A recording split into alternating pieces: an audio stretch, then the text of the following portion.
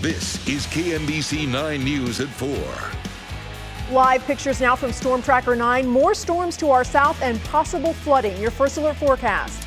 He was watering his lawn when someone walked up and shot him. How this 71-year-old victim is doing and the push to find those responsible. Resolution to arguments against a law impacting thousands of Kansas voters. The evidence now suggesting judges may sway in favor of the voters. New at 4, a man rescued from the side of a building. This is at 12th and Main. Let's get right to KMBC 9's Taisha Walker live where that scene is still active. Taisha?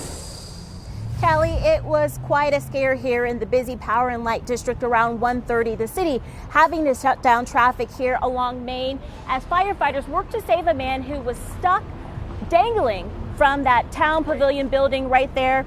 Let's get straight to the video of that window washer waving to News Chopper 9 after being rescued by Kansas City firefighters. Eyewitnesses tell us that they saw the man dangling maybe 300 feet in the air from one of the ropes attached to his harness. They say he was tangled and was struggling to free himself and to prevent himself from falling for more than 10 minutes. If it was me, I would have handled it a lot worse. I mean, he seemed very collected, seemed to know what he was doing, know how to handle the situation, but he made it down safe. That's all that matters, really. From the man's wave to Chopper 9, it appears that he didn't have any injuries and that he'll be just fine. Reporting live downtown, Taisha Walker, KMBC 9 News. And right down the street, awaiting the arrival of Hillary Clinton. Clinton in town before the National Baptist Convention. KMBC 9 News political reporter Michael Mahoney live inside Bartle ahead of the speech. Michael. Yeah, this is going to be an extra session of the National Baptist Convention meeting that's going on all week here in Kansas City. They have set up seats for about 9,000 members of this convention, delegates of this convention from all over the United States and some foreign countries as well. What you're seeing here is the first 15 or 20 rows, which have already filled in here in Bartle Hall on the north side of this giant convention complex. 3/4 of this hall is not yet full, but people continue to file in and will for some time because the speech by Secretary Clinton will not be taking place until about 5 or 5:15. When she speaks here, she'll probably talk about a variety of things. When I talk with delegates here, they believe that they expect her or hope her to talk about a number of domestic issues, including education, including law enforcement, including crime and the economy. They are also, many of them that I talked with, interested in her views, especially on foreign policy in light of the forum that took place last night in New York, where both the Secretary and Donald Trump appeared. This is probably going to be a speech more directed at the national delegates of the Baptist Convention here, more so than Missouri Republicans and Democrats and undecided voters, as she has a chance here to speak before a national audience at this convention of the National Baptist Convention here in Kansas City at about 5:15 this afternoon. So we'll wait for that. Back to you. All right, check out this map, and it shows some street closings that have already been set up for this event. 12th and Central, 12th and Broadway right now shut down because of the Clinton event. You won't be able to park along Central between 13th and 14th, and then 13th Street, which goes right under Bartle Hall between Wyandotte and Broadway. That also has been shut down, but everything reopens at 7 o'clock this evening. Both Hillary Clinton and Donald Trump looking to stand out. The big topic, national security issues. Both had to answer questions about foreign policy, the U.S. military, and terrorism during a forum last night. Both firing off at each other, but according to some, neither impressed. If I win, I don't want to broadcast to the enemy exactly what my plan is. We are not putting ground troops into Syria. Neither Hillary Clinton nor Donald Trump looked like a steady, confident leader. These did not look like two candidates who are ready for a primetime debate. Today, Trump also facing some more backstepping from House Speaker Paul Ryan, who said in a news conference today he doesn't share Donald Trump's complimentary view of Russian President Vladimir Putin. A third-party candidate now apologizing for a flub earlier today. Gary Johnson, the Libertarian nominee for president, stumbled during a morning interview when asked about the Syrian city of Aleppo. Later this morning, he stopped by The View and talked about what happened. No excuse. I was thinking in terms of acronym, Aleppo. Right. That's no excuse whatsoever. Johnson also releasing a statement saying he blanked, adding, "It happens." He's trying to get 15% in the polls. A decision siding with voting rights groups seems likely from a federal appeals court in Denver. The court hearing arguments today over Kansas, Georgia, and Alabama, forcing people to prove they're American citizens when registering to vote. 2 of 3 justices hearing the case suggested the requirement can pose a tough hurdle for many eligible voters. The rule would eliminate thousands of voters in Kansas who registered before the rule being enacted. First alert weather and more rain moving in. Chief Meteorologist Brian Busby joining us. And Brian, a flash flood watch going into effect tonight. Yeah, mainly south of the I-70 corridor, so it does include about half of our 44 counties. That's about also the area that we decided to send Storm Tracker 9, and that's where Nick Bender finds himself reporting live.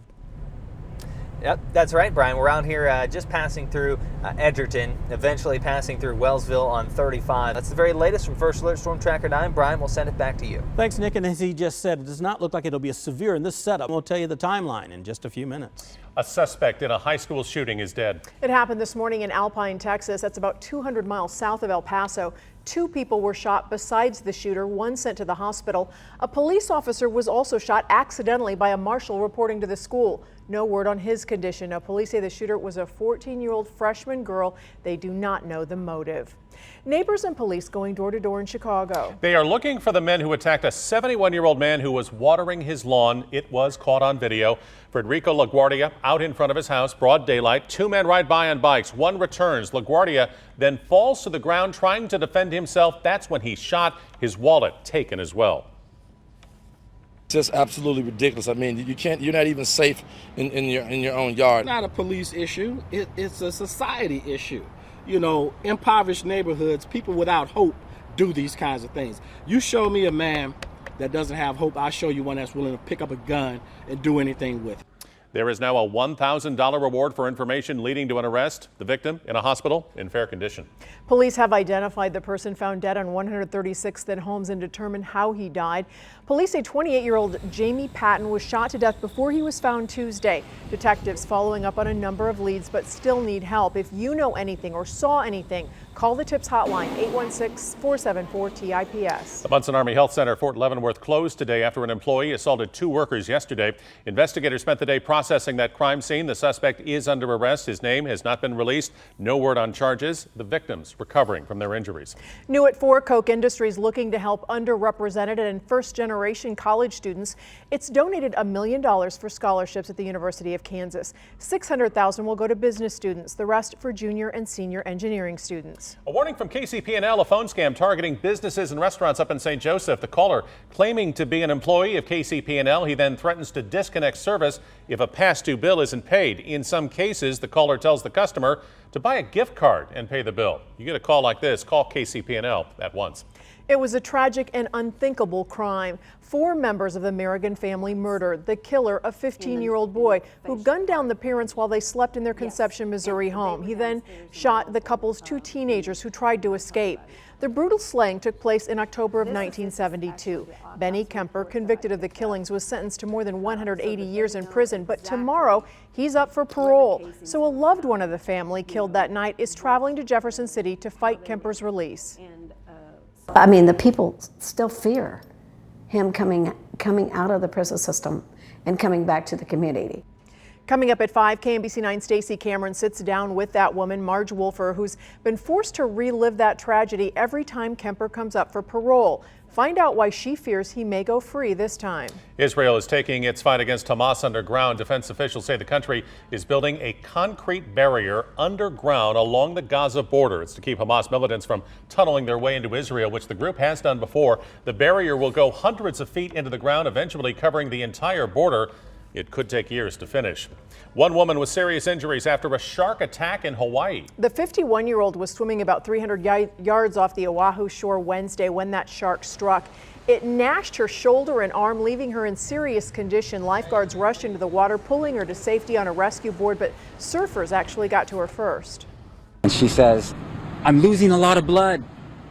And I got to her, and that's when I saw the shoulder. She had been bitten by a shark. And so I said, "You're going to be okay. It's going to be okay. You're going to be all right." And I put her on my board, and I started paddling with my feet up because I knew she was bleeding, and there was a shark in the waters. Paramedics took over, quickly getting her to a hospital. Lifeguards cleared the water and posted shark warning signs on the beach. They were out then reassessing the waters this morning.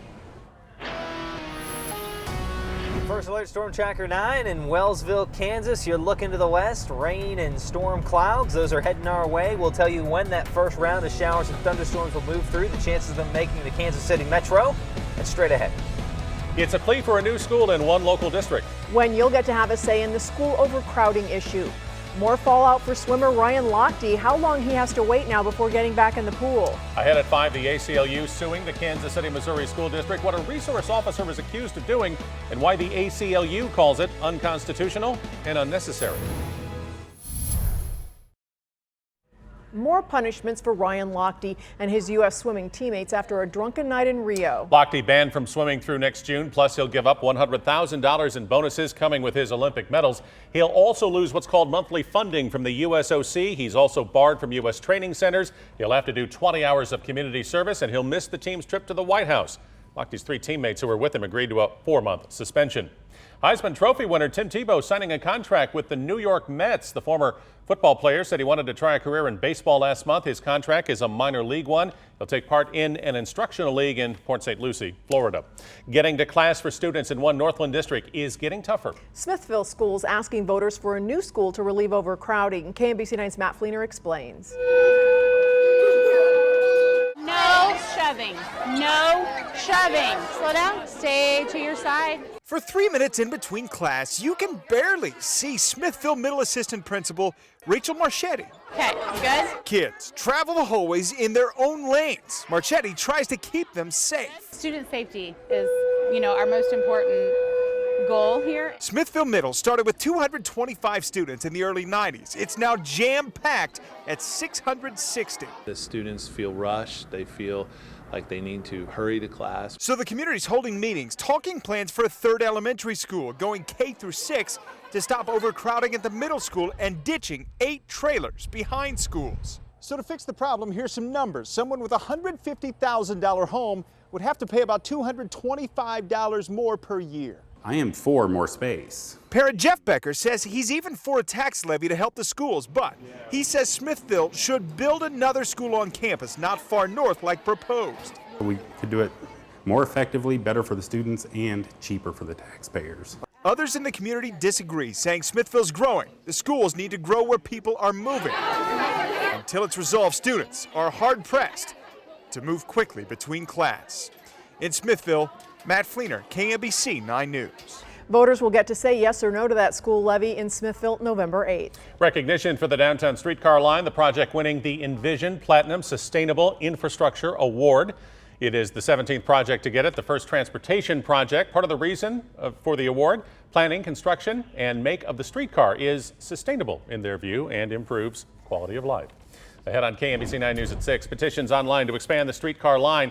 Where some want the line to go to help out during the school year. Next time you take an Uber, you can choose the playlist. The rideshare company releasing a new feature where you can choose your tunes for the ride by streaming Pandora or Spotify Premium through the Uber app. You do have to pick a driver, though, with the connected music icon. That program called Rider Music will continue rolling out in coming weeks. Kansas City's turning red ahead of the Chiefs home opener Sunday. Waldo Towers, 75th and Holmes will be glowing red. It'll stay that way through Sunday to celebrate the start of the NFL season. In Kansas City, a store going gold. And KMBC 9's Rachel Sanchi says this is all to support a local charity. Sideline Chic has everything you need to show off your hometown pride. From local high schools to colleges, and of course, your Kansas City teams. I have always loved sports and loved fashion. And so when I retired from my job and was a stay-at-home mom, I was like, gosh, I can't stay at home forever. I have to do something. So I combined the two passions and just started the clothing line. Every month, Sideline Chic supports a local cause, and this month it's a Ronald McDonald House Charities. The charity is especially important to one Sideline Chic employee. My son, first of all, was born prematurely, and then 5 weeks after he got home, he got RSV and went back into the hospital. Christina's son spent 2 weeks in the hospital. So I was able to stay at the Ronald McDonald House while I was there with him, and it was very, very nice. They have games there for like my other kids to play with. They brought in meals. It was just nice for me to be able to go somewhere and just sleep for a couple hours and then get back to him. And now, Sideline Chic wants to support others going through the same thing. We're all moms, and we can't imagine what that would be like. And so we feel like it's our way to be able to give back and be able to help these moms that are fighting for their kids. Rachel Sanchi, KMBC 9 News. Sideline Chic is open 11 to 4 Tuesday through Saturday in Bonner Springs, and it will be hosting Gold Friday for the entire month of September. And just in case you needed a new way to express your fandom for the Chiefs, the NFL has a way. It's released new NFL Twitter emojis, and here's a look at all the teams with the hashtags. Okay. Each team's logo now available to tweet out. There you go. Beyond that, real fast here. Hopefully, we'll take up another character, though. Yeah, well, that's true. Yeah. All right, the question is, we're looking at rain right now, but it's the rain tomorrow that really has us concerned. Yeah, you know, it's almost like a fireworks display. It will be the grand finale. I hate to say it in those terms. That's the way of putting it, yeah. But this is where Newton comes into play, and it's been moving its way up from the southwest. He joins us live. Nick. Brian, we're just now coming into Ottawa, Kansas. So that's the very latest from First Alert Storm Tracker 9 in Ottawa, Kansas. Brian, we'll send it back to you. Very efficient rain producers, that's for sure. It's like in The Wizard of Oz. Pay no attention to that thunderstorm symbol behind the curtain. No, that one ignore. The weekend's looking totally dry. Especially Sunday. Yeah. Very good. All right, good news. A photo shoot inspired by arguably the most romantic Nicholas Sparks movie going viral. Clemma and Sterling Elmore together for 57 years. To celebrate the anniversary, their granddaughter arranged this photo shoot inspired by The Notebook, the theme picked by the photographer. She says she immediately thought of the movie when she saw the two. A chance to talk with the International Space Station. Where to go tomorrow for that chance? Inspired by Seuss, the work that will bring you back to your childhood and where you can see it. Plus a belt that promises to help you lose weight.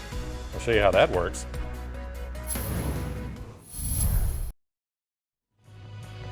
Live pictures, one of our City View cameras downtown, southwest corner of the downtown loop, filling up as it normally does this time of day.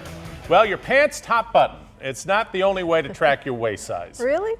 There is a new device now being developed called a welt, short for wellness belt. It uses a magnetic sensor to track your waist size. It lets you know when you've eaten too much. You can reserve one right now by donating $99 to the Welt Kickstarter campaign. We've all been there. You drop your phone and you crack the screen. Yeah, but now fixing it is going to be cheaper. Apple is lowering their Apple Care Plus from $99 to $29 to fix your screen. Downside of all of this is all other iPhone repairs will now cost $99. Apple Care Plus extends your warranty from 1 year to 2. NASA is launching a space probe to chase down a dark and potentially dangerous asteroid. Scientists say it could one day hit Earth. OSIRIS-REx is scheduled to blast off this evening from the launch pad at Cape Canaveral. The unmanned probe will arrive at the asteroid sometime in August 2018 and hang out there for months. It will create a map of the asteroid, take pictures and samples, and then bring them back to Earth. Tomorrow morning, you'll have the chance to chat with the International Space Station. The Lawrence Public Library is scheduled to make contact via ham radio. It's gotten a number of submitted questions to ask, and the library has narrowed those down to 20. That conversation starts at 11:25 a.m. tomorrow morning, and it's at the library auditorium. Now 45 minutes away from Hillary Clinton's speech at Bartle Hall, what to expect from her tonight. Plus, Newton making its way to the Midwest. Our First Alert weather team tracking it all as it heads our way.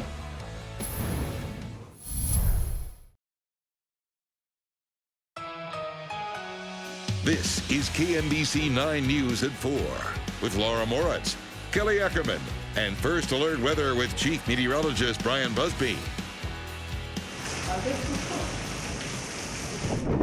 Whoa, that's Newton. Weakening as it moves into Arizona, heading north. 2 people killed in the storm. Some flooding reported. Over an inch of rain fell on Tucson in one day. That's as much rain as people there see in the entire month of September. Wow. Welcome back. I'm Chris Ketz. And I'm Kelly Eckerman. We're joined by First Alert Chief Meteorologist Brian Busby, and that rain's heading here. Yes, it is. Now remember, the more it moves inland, the more it's going to weaken. So it's not going to have as much moisture to work with as it did in Arizona, New Mexico, a little less as it gets to Colorado, a little less as it gets to Kansas. More on that comes up in just a little bit. Commitment 2016 coverage. The road to the White House coming through Kansas City. Hillary Clinton is here. And KMBC 9's Michael Mahoney is live at Bartle Hall ahead of her speech. Michael? Indeed, Hillary Clinton will speak to the National Baptist Convention that has been meeting this week here in Kansas City. She's expected to take the stage here for a speech at about 5:15 this time of day, and presidential campaigns schedules are very difficult to hold on to and keep punctual about. So if it's 5:15, it's 5:15. Don't be surprised if it's a little bit later on this. This hall is set up here, Bartle Hall, for seats for 9,000 people. We can show you some of them right now here. About a third of this hall is full now, 45 minutes before the speech. This is a speech, as we mentioned, before the National Baptist Convention of the United States of America. This is not so much a Missouri campaign speech is an opportunity for the Secretary to speak to a national audience of leading black Americans. Now, there's some concern in political communities of the Hillary Clinton that there may be an enthusiasm gap for her campaign, of course, opposed to that of Barack Obama, certainly in 2008. There is also some interest about the claim from Donald Trump that Democrats have been taking the black vote for granted for generations. In fact, he spoke out about that, saying that schools in black neighborhoods are not as good as they should be, that their neighborhoods are full of poverty and crime, and in effect, what do you have to lose? There are people here in the church community at this convention that take exception to that characterization because they say that they represent African Americans who certainly do not have to suffer in a lifestyle like this, and that these are middle-class Americans. In fact, we talked with a gentleman, Reverend Charles Johnson from Hendersonville, Kentucky, who said that Clinton here will be speaking in front of a friendly audience. Here's what he said. Yes, she's preaching to the choir because she has the national attention from a lot of the pastors around this great nation, from very large churches on down to the very small congregations. So you have the conglomerate of people here to speak directly to us so we can take that message back to our various communities that we serve and operate in. Now, talking to delegates here before this speech, they expect the Secretary to present a typical stump campaign speech. But interestingly, there are a number of delegates here that brought up foreign policy, which at the beginning of this campaign season was an issue, but not a dominant one. But now, exactly 2 months away from the election day, foreign affairs and foreign policy has become a major issue, and it's reflected here at this convention as well. Michael Mahoney, KMBC 9 News. Again, Clinton expected to speak at 5:15 tonight, and we'll bring you that live during our newscast. And Donald Trump stepping up his attack in Ohio today. He says her use of private email as Secretary of State proves she should not be president.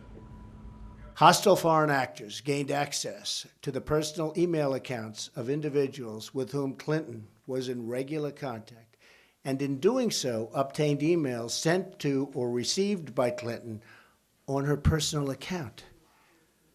And every time she talks about the subject, it's different. She's got to get her act together. Trump also talked about education, saying he'll establish a goal to allow children living in poverty to choose any school they want to attend. Classmates of 2 young boys shot and killed at the start of the school year were brought some support thanks to a local business. The owner of Cirque du Sucre ice cream truck went to Hogan Elementary. That's where 4th graders and cousins Jaden Ugwu and Montel Ross attended school. Both were shot and killed last month while inside their home. It's a mixed emotion. We have had an outpouring of support from other schools, from community organizations such as this, and so it reminds us that we're not alone through this and that people are thinking of us, but it's also a moment, kind of a stark reminder for us that there are 2 boys that are no longer with us. The Kansas City Police Department says it has received no new tips. If you know anything about the murder of the 8 and 9-year-old boys, call the TIPS hotline. The fight against Zika continues, but more patients, including pregnant women, are being diagnosed. As ABC's Marcy Gonzalez reports, officials say it's critical to control the spread now. Health officials confirming 80 pregnant women have now tested positive for the Zika virus in Florida, as doctors in Miami say they're now treating a second baby born with Zika-related birth defects. Experts explain many more cases are expected, especially if federal funding to combat the virus isn't approved soon. If public health gets the job done now, then next spring or summer, we're going to see far fewer babies who are affected. If they don't get the job done, next spring and summer, it could be a nightmare. Now controversy over efforts to prevent the spread of the virus, which has already been contracted locally by at least 56 people in Florida. gonna poison us. Protests in Miami Beach over plans to do aerial spraying to kill mosquitoes that carry Zika. Concerned that now that it's going to be has the potential of being worse than actually contracting the Zika. Doctors insisting spraying is a safe, effective method, as they warn of new findings of the impacts of the Zika virus beyond the birth defect microcephaly. We're finding more subtle features than just microcephaly. Calcifications, eye problems, ear problems. As these children grow month after month and they're evaluated month after month, some initially look normal on neurologic exam and then are not needing milestones. Those doctors add long-term effects still are not known. Despite protests, aerial mosquito spraying in Miami Beach is set for tomorrow morning. A cruise ship docks following tragedy on board. Passenger Reena Patel went overboard Wednesday morning near the Bahamas. The Coast Guard is searching for the 32-year-old woman from New York. Crew members say she was seen falling overboard. A Carnival spokesperson says she jumped. The ship had departed Charleston Saturday. Days after Samsung recalled its Galaxy Note 7 smartphone, a Florida man's phone catches fire. This is all that's left of Nathan Dorchester's Jeep. He says his phone was charging, and that's when the phone exploded, engulfing his Jeep in flames. His family was inside moments before. They all got out okay. That's the last thought in my head, is that a brand new device, something as simple as a phone, is going to burn down my car, my house, or hurt a family member. There have been 35 cases of smartphones catching fire. Samsung says customers with the Note 7S can swap it out for a new one. A local charity using horses to help veterans and first responders deal with PTSD. As KMBC 9's Rob Hughes shows us, those horses are changing, possibly even saving lives.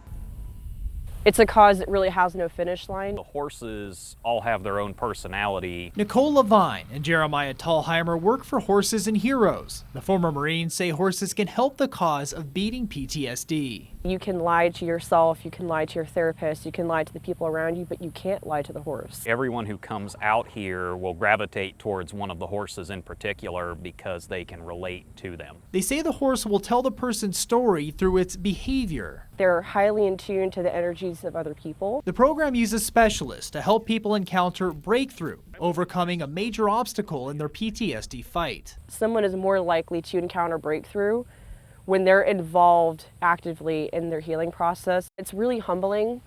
It truly does take a courageous person to come out and say, you know what, I feel like there needs to be a that's very change. healthy and non-judgmental, and that the seems to agent be of that very change. helpful. Rob Hughes, KMBC 9 News. Now, in addition, that program includes Henry. Henry's actually an ambassador horse who goes out in the community and tries to bring comfort and promote that program. Feasting for the city's fountains, where you can get a great meal and help a great cause at the same time. Plus, anchor Elizabeth Vargas opening up to Diane Sawyer what she's saying about her long battle with alcoholism.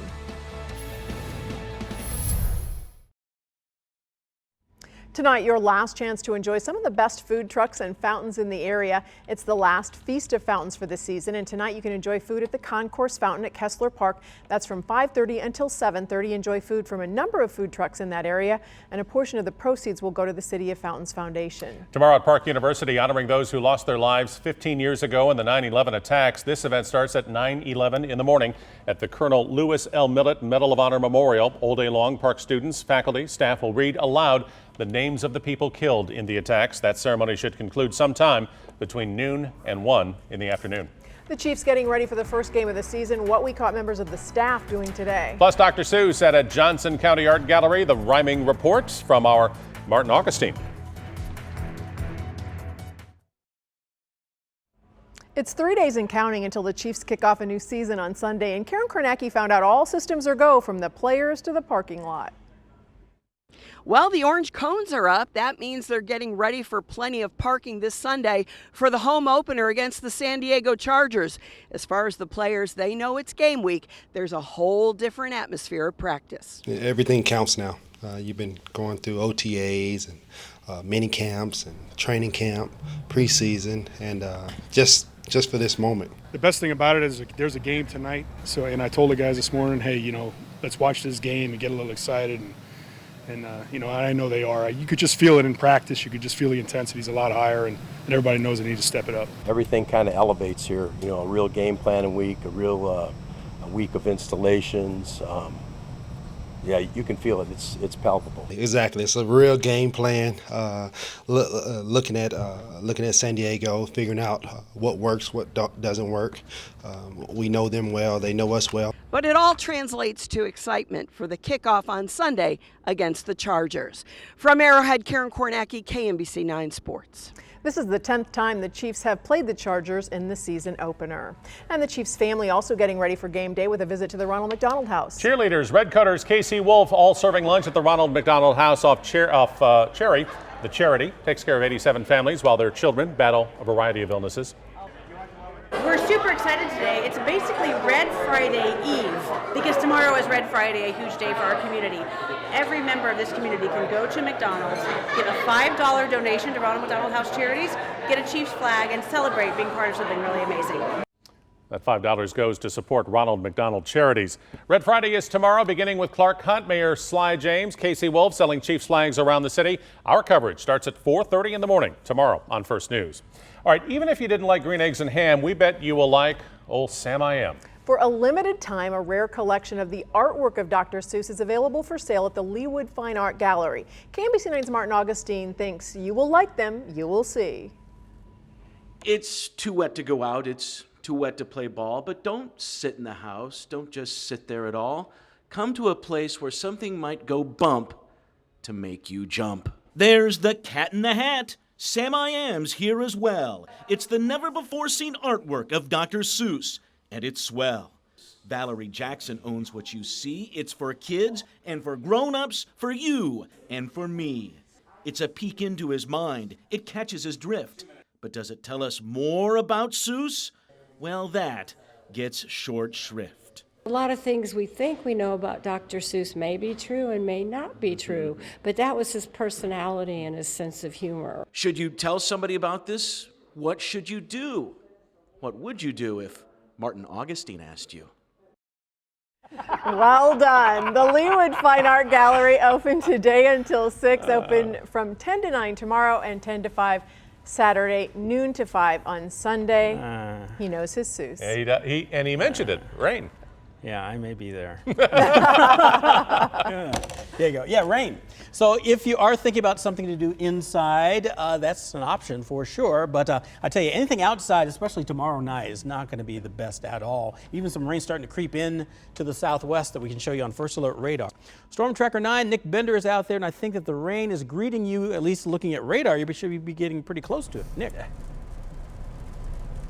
We're right underneath it, Brian. We're here in Garnett, Kansas. I'll send it back to you to cover Friday's severe weather potential. That's the very latest from First Alert Storm Tracker 9 in Garnett, Kansas, Brian. Thank you there, Nick. And here he is in Garnett with the showers about ready to get a little heavier for him. Afternoon highs in the 70s. Chris Kelly. A deeply personal story. ABC 2020 anchor Elizabeth Vargas sits down with Diane Sawyer to talk about her long battle with alcoholism. Her story is now a memoir, Between Breaths, and in it she reveals some of her darkest moments and her road back to joy. Good evening. Tonight we're taking you on television. She's the picture of calm. I'm Elizabeth Vargas in Baghdad. Traveling the world as an anchor and reporter. Return here to Jerusalem so you don't agree. A familiar face in the morning. And today we're looking at jeans. But for some of those years, Elizabeth Vargas was living a secret double life as an alcoholic. Thanks, Elizabeth, very much. There are days when you wake up and you feel so horrible that the only thing that will make you feel better is more alcohol. And that's when you're in the death spin. You know, that's when people die. That's when people die. How close did you come to dying? I, on one occasion, had what I know to be a lethal level of alcohol in my blood system. And even that didn't scare me into stopping. Can you believe it? Even that. Hear more of her story on a new episode of 2020 tomorrow night at 9, right here on KMBC. And in case you missed it, Eddie Murphy stopped by Ellen for premiere week. The two of them discussed his new movie, and Ellen seemed to think Eddie was out of the loop. They're for teenagers, though, right? Yeah, but some of us grown-ups like it too. But y'all cannot imagine me sitting home. So put on One Direction for me. I can. One of your 9 children plays it all the time. Yeah, I'm sure my Yeah. 14 and 16-year-old I'm sure they know it. who One Direction. Yeah, and they need to let you know what's going on in the world too, because we'll talk I know about. what's going on. No. Yeah, I know. I'm up on it. I didn't know who One Direction. I don't know that, but I know what's going on. Yeah. I know it, man. Ellen's Premiere Week continues tomorrow afternoon, 3 o'clock, right here on KMBC.